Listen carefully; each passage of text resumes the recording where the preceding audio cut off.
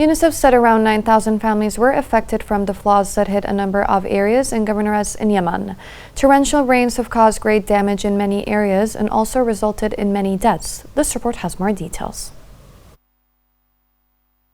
The International Organization for Migration stated on Friday that floods in Yemen had displaced over 9,000 households. The bulk of individuals affected are in Ma'rib Governorate in northeast Yemen and require immediate humanitarian help, with thousands of Ma'rib families fleeing their destroyed houses in search of shelter. According to the IOM Regional Office for the Middle East and North Africa, around 7,800 displaced shelters were partially damaged, with an additional 1,350 shelters entirely demolished. While emergency relief has already been provided to around 3,500 affected families so far, the situation remains critical, with more storms expected.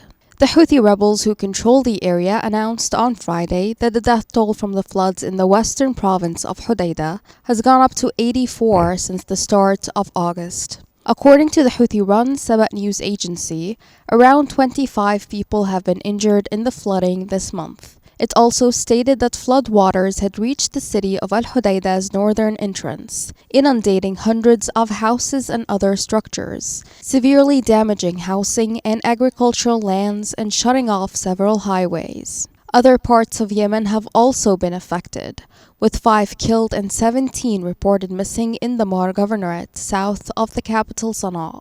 Meanwhile, dozens were reported dead and missing in the Mahwit Governorate. Amidst an absence of assistance from authorities, search efforts and rescue operations are conducted in an unofficial capacity.